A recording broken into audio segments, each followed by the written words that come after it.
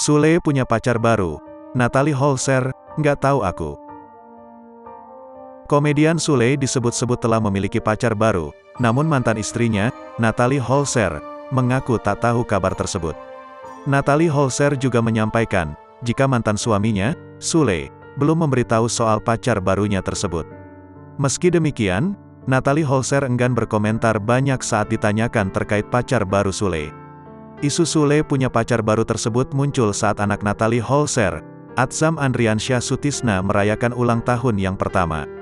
Padahal Sule pernah mengatakan dirinya belum menemukan pengganti Natalie Holzer setelah resmi bercerai. Sayangnya, sang komedian belum memberikan keterangan apapun mengenai kabar soal dirinya yang sudah menemukan calon pendamping hidup. Hal serupa juga disampaikan oleh Natalie Holzer.